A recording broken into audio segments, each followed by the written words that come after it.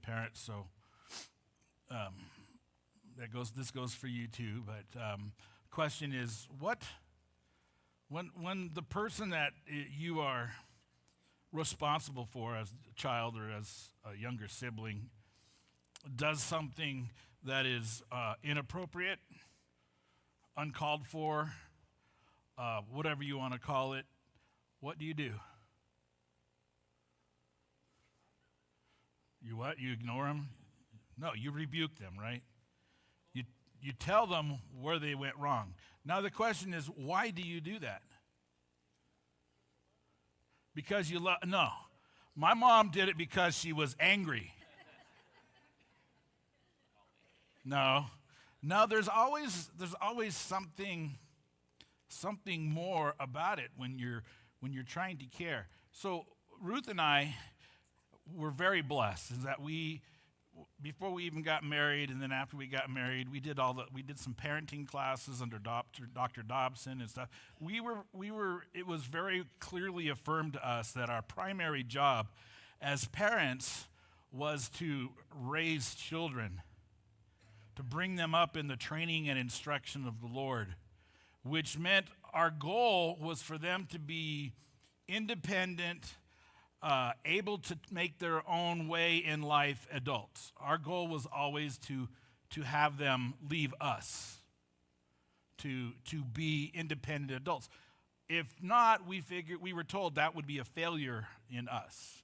We were not very concerned about them being happy. We were not very concerned about whether they had a good experience in life. Those were part of what we did and what we wanted to do, but that all fell second to correcting them when they needed to be corrected so that they would learn, so they could mature. Okay, I'm in the parent position a bit today. I'm just a spokesperson. God's in that as we get to be rebuked today. Oh boy, say yay, I get to get a spanking today. All right. So we're in this series in Hebrews, and we come to this strange section. There's actually, from here on, there's some really challenging interpretive things. This one's pretty simple, pretty straightforward, but there's a pause, a break in what we have been going through in this letter. The author of the letter takes a stop and goes a different direction for a moment. And it's because he sees an issue. He sees an issue just as if he was a parent seeing an issue with children.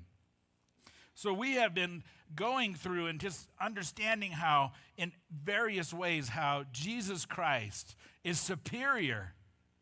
He's superior to everything that these original readers understood about God and the things of God. He was superior to the prophets. He was superior. He is superior to the angels. He's superior to even the priests and the high priests. Last week we were trying to discern and understand that Jesus was the high priest, was a priest in the order of Melchizedek. Melchizedek was a priest that came long before the priests of Israel.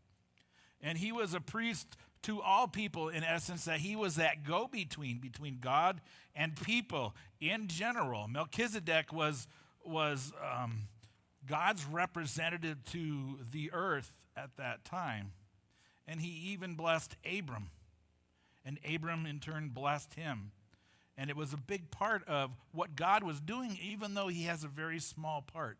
And so the author of Hebrews says, Jesus is like that.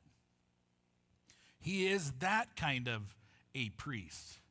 And unlike the priests of Israel, which were only here for a time being, serving in their roles, Melchizedek, his priesthood is always. And so Jesus' priesthood is always and to all people. And so in understanding that, apparently our author said, I don't think these guys are getting it.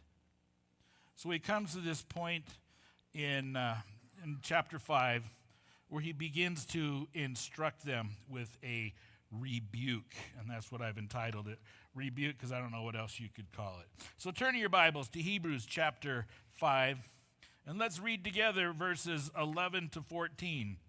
I know, I didn't get very far again, but there's so much in here. All right. Mine's entitled, Warning Against Apostasy. I don't even know what apostasy is, so let's just read the passage. What about this?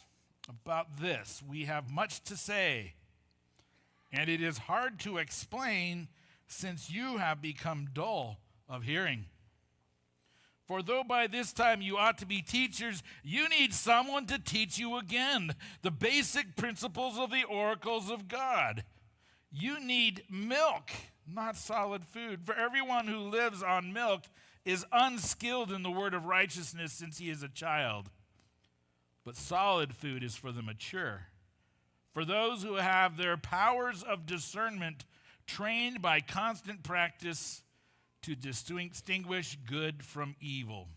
And so we have in here this picture, a parallel between maturity and food. We're going to have food after this. Stay around for food after this. I've already tried out some of the food, and it's good. Just saying.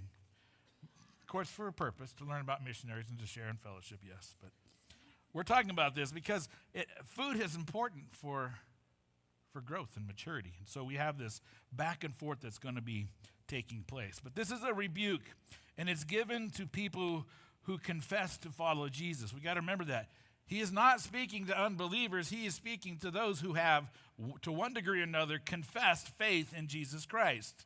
Most of them, apparently, by the way we see him instructing, have come out of the long Hebrew faith. The faith that Jesus is the Messiah of. The faith that Jesus is the answer to.